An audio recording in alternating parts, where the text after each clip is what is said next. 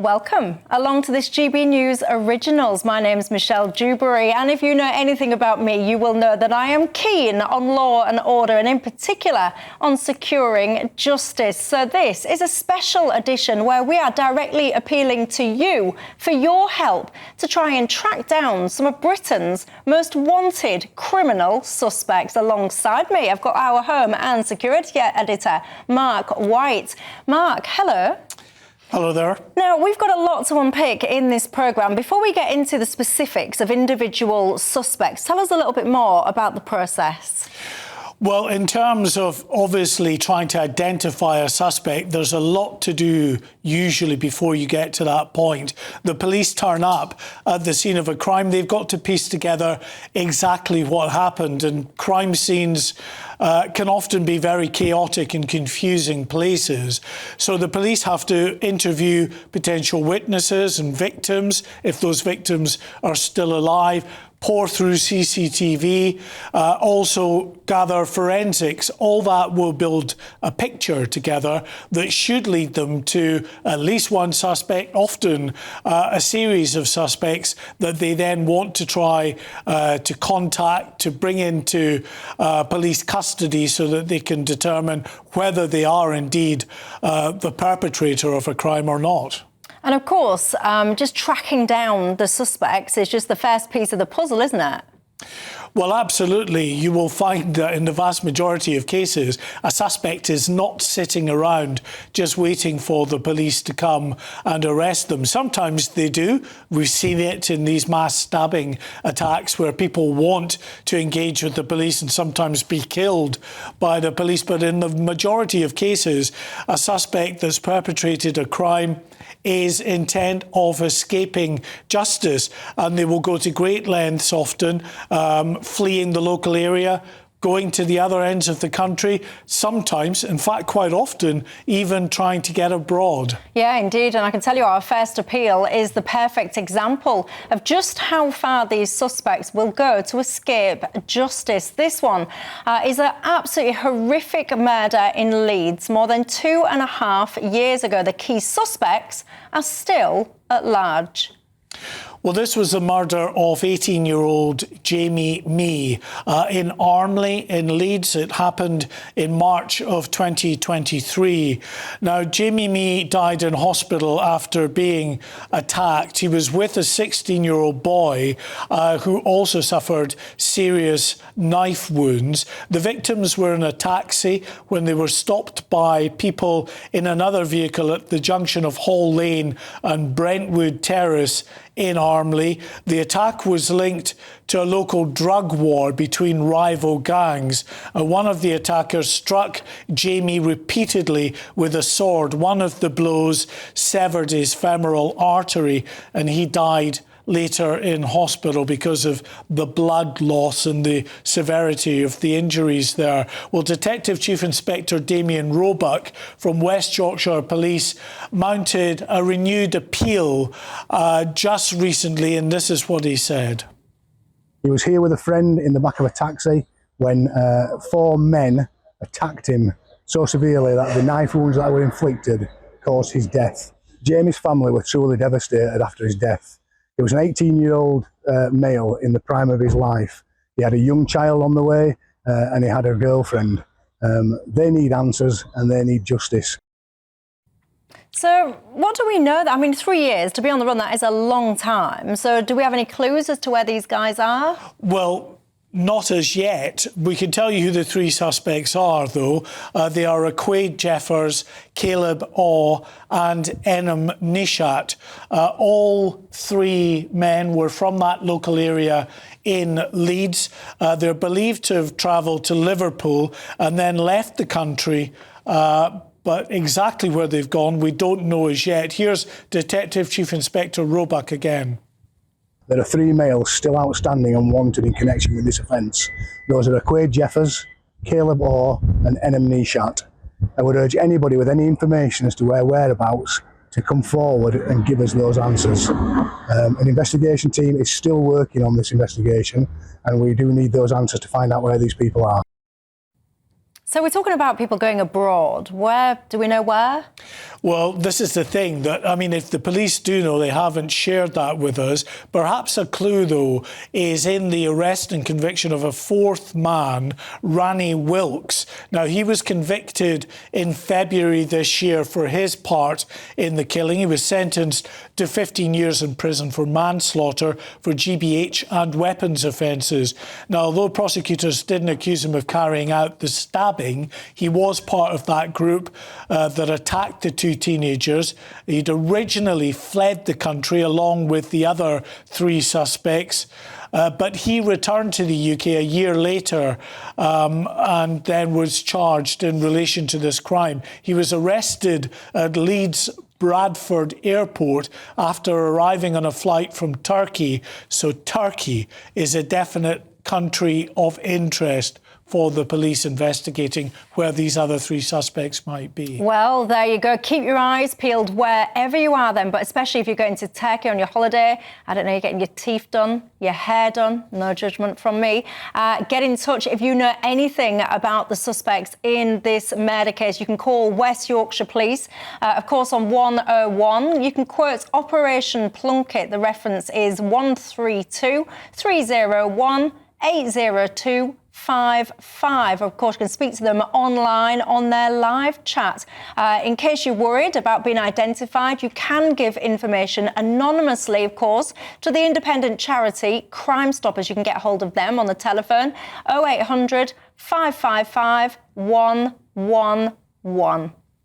Now, I've got to tell you the next case. This does not yet involve an appeal for any named prime suspects, but it does offer a reward in the hope that somebody out there will be able to help them pinpoint a suspect. Tell us more. Well, this, again, is not uncommon for the police to have a murder, a serious crime, but no suspects. That's why they appeal for the public's help there. This is the murder of Camillo Palacio, who was killed on the 24th of July 2022. The police had responded to reports of a shooting on the high road in Wood Green in London. Officers found Camillo with gunshot injuries, and despite the efforts of medics, he was pronounced dead at the scene. Now, detectives have now released new CCTV footage, which we can show you, of a car that was seen near the scene of the 23-year-old's murder. It's very distinctive, as you can see. It's a dark Range Rover with a white roof. It was filmed in that area around the time of the shooting and was also in that area in the days leading up to the incident. There you see it passing by there at night. So the hope is, given just how distinctive this vehicle is, that might bring people that know of this vehicle forward that could alert the police. Well, there you go. Try and jog your memories. Now, Mark, we've just been mentioning a reward. Tell us more. Is that usual? How much money is on offer? Well, it's not unusual for the police to issue rewards to try to solicit information from people that might have information on a crime or suspects. This is quite a large award, though, a reward, £20,000. You normally see a couple of thousand, maybe £5,000 as a reward. So £20,000, it's hoped, will bring forward people, particularly from the criminal underworld. And I think that's what it's based at. You know, it wouldn't necessarily bring a criminal forward to grass on a fellow criminal, but if you offer them £20,000, that's a fairly hefty sum of money, might convince them to do that. Money talks, doesn't it? Well, let's hope it does. Literally, in this case, if you've got any information that could lead to the conviction of a suspect in this murder, call Crimestoppers on 0800 555 111. Or, of course, you can fill in the online form at their website, which is crimestoppers-uk.org. Now then, on to the next one. Get this, almost 2 decades ago, a gangland murder in South Shields. Police are still hunting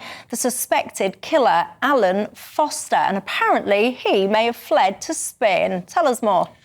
Well, this was the shooting death of David Noddy Rice. This man was killed in a car park in South Shields on the 24th of May 2006. He's also wanted, Alan Foster, that is, the prime suspect, for 2 other offences of conspiring to supply controlled drugs and also for the theft of a diamond ring. It's now believed that he may have fled to Spain, but he has also got links to the Canary Islands as well. So David Noddy Rice was the victim here, shot dead, and the prime suspect, Alan Foster, a hardened criminal, according to the police, now believed either in Spain or potentially the Canary Islands. Well, look, let's not beat about the bush on this, because the suspect, he's apparently involved in all kinds of criminal networks. He's apparently now not even in this country anymore. He uses aliases apparently as well. Well, yes, because of his links to organised crime, he has all of the devices that they have to offer to hand. Now, as you mentioned, he goes under at least one other alias, Sean Michael Wilkinson. There may well be more. Other organised criminals, of course, can provide him with fake documentation, new identities, safe houses, the ability to evade law enforcement that can make it, Michelle, very difficult indeed to track down this individual. But David Noddy Rice, the victim here, Alan Foster, as you can see, was on the screen there, the prime suspect that is being hunted either in Spain or potentially the Canary Islands. Well, you know the drill by now. If you think you know anything at all about the possible whereabouts of Alan Foster, or whatever he's calling himself these days, get in touch with Northumbria Police. You can call 101. Of course, you can call the independent charity Crimestoppers. That number again, 0800 555 111.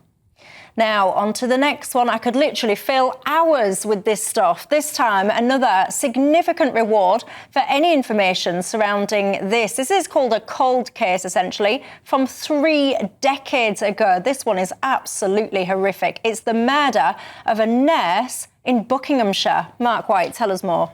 Yes, it was back in 1995 that Janet Brown was found dead. She was found dead at the bottom of her staircase by builders working on her home in the village of Radnage in Buckinghamshire. Her body had been there for a day before it was discovered. The circumstances surrounding her death suggest a violent crime. Janet was found handcuffed, gagged, and had sustained multiple head injuries. Notably, though, there was no evidence of sexual assault, so investigators have remained open-minded about the potential motivation here, Michelle. I mean, come on, we can't let people be walking the streets that have done things like this. This case has another reward, Mark, £20,000 again, but such a long time ago now. 30 years is a very long time indeed, because the difficulty that you have with the passage of time is that recollections fade. People that may have known something may no longer be alive. Other people may have moved out of the area. So it's enormously difficult for the investigators to get fresh information, and that's why they're putting forward a substantial sum in a reward here, in the hope that it might bring some people forward that were perhaps reticent to come forward before, that might have known something. Crimestoppers have said, we believe that after all these years, circumstances may have changed, and individuals who possess vital information may finally feel encouraged to reach out and share what they know. This was the house of Janet Brown, where she was found dead at back in 1995. Well-loved, mother of 3, a nurse, well-respected, suffered a horrific death, but no suspect 3 decades on, has been identified. I mean, this just gives goosebumps, doesn't it, this case? If anybody out there knows anything, and absolutely be assured that people out there will know something, there will be someone who fears that knock on the door. And, of course, as Mark says, you've got those children, I suspect now adults, of course, who never stop thinking about what happened to their mum and want justice for their mother. If anyone knows anything, then, of course, you can get in touch again. This time, Buckinghamshire Police, of course, use 101, or you can use the Crimestoppers number below, or you can go to the website, which is crimestoppers-uk.org. Now, another cold case to tell you about this time is the horrendous murder of a Norwegian student in London. Once again, this suspect seems to have fled the country. Mark White. Yes, this was the murder of Martine Magnussen. She was found dead in the basement of an apartment in Great Portland Street in London in 2008. The 23-year-old, according to a post-mortem examination, had died from the compression of the neck. So in other words, she was strangled. Her body had multiple cuts and grazes. Police said inquiries also indicated that she'd been raped around the time of her death. Her body was found 2 days after her murder. By that time, the prime suspect, Farouk Abdul Haq, had already fled the country. Miss Magnussen and Mr. Abdul Haq had studied at Regent's Business School in London, and in the early hours of the 14th of March 2008, they were together at the exclusive Maddox nightclub in Mayfair, celebrating the end of their exams. There's grainy video that shows them in that area of London at the time, Michelle. And now, apparently, this guy is suspected to be back in Yemen. Yes, indeed. This man, Farouk Abdul Haq, fled the country just hours after this murder in London. He is, we're told, the son of a Yemeni billionaire. There have been repeated attempts to try to have him extradited, but all have failed, as there's no extradition treaty with Yemen. It's, of course, a country that's partially controlled by rebels, the Houthi rebels as well. The government has reached out to both the Yemeni government and the Houthi rebels to have this man turned over. The only chance, Michelle, is that given he's the son of a billionaire, listen, the rich are often arrogant. You know, they'll often think they're above the law.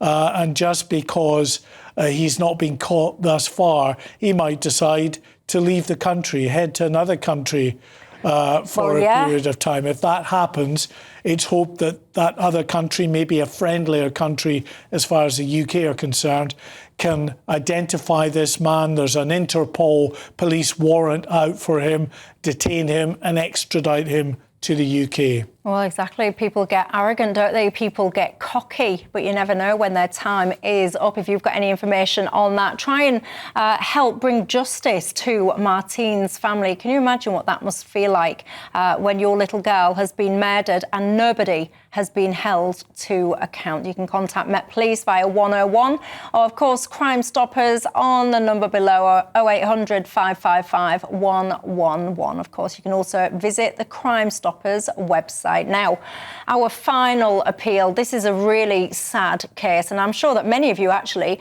might remember it. It was the murder of a young woman in Northamptonshire. The suspect is her own husband. He apparently also fled the country. I'm noticing a pattern here. Are you? This time, the guy apparently went back to India, Mark. Yeah, this was a lovely, popular young woman, Harshita Brella, whose body was found in the boot of a car in Ilford in East London on the 14th of November 2024, a day after her family contacted UK police to say they had not heard from her since the 10th of November. Now, police believe that Harshita, who was 24 years old, was murdered on that same day up in Corby in Northamptonshire by her husband, Pankaj Lambka. Now, he, as you mentioned there, Michelle, fled to India soon after the killing and is still on the run today. The couple are both Indian nationals. They'd moved from Delhi to the UK, settling in Corby earlier that year. But in March this year, police in Northamptonshire charged the husband with murder. He also faces charges of rape, sexual assault and controlling or coercive behaviour. Yeah, and as you allude to there, you know, the murder was the final piece of a puzzle. There was lots of assaults and things like that potentially taking place beforehand. Yeah, there are definite questions, I think, for the police in Northamptonshire to answer here with regard to this case. Roughly 2 months before Harshita was killed, she'd filed a case of domestic abuse against her husband. He was arrested and later released on bail on condition that he didn't harass, pester or intimidate Harshita. The domestic violence protection order, though, expired 4 weeks later, and the family in India have accused the police of being negligent and not following up on the domestic abuse case, which they say simply empowered the husband to think that he could get away with murder. Now, 4 Northamptonshire police officers have now been questioned or are being investigated for their part in handling of Harshita's domestic abuse report. Of course, Harshita's family desperately hoping that the guy responsible for her murder can be captured and, crucially, brought to stand trial for this crime. If you can help, please call Northamptonshire Police via the 101 number or their main website. You can reach them on, of course, and you can anonymously call Crimestoppers. That number again, 0800 555 111. I've got to remind all of you that this, you can call them anonymously, and the information that you give, even if you sit there and you're thinking to yourself, I kind of remember this, but it seems a little bit irrelevant. If you think you can remember something, pass it on and then let the investigators decide whether or not it's relevant. This information can be so valuable, even if it feels tiny. This is a real strength of Crimestoppers because they're not the police. They're an independent charity, and you will often have people with information that are very concerned about contacting the police, being potentially sucked into an investigation that they might not want to be part of for all kinds of reasons. They might fear retribution. It might be a close family member. So the imparting of information in an anonymous fashion is something that can be really vital to an inquiry, and that's why Crimestoppers is there. They are available to just be given tip-offs, to act on that information, to pass it forward to the police, and then they'll be able to establish how valuable it is. And what Crimestoppers can do as well, of course, is be that conduit for offering rewards which can obviously sometimes bring people forward with an extra motivation and incentive to come forward and give more information that can really make the difference between solving and not solving the most horrific of crimes.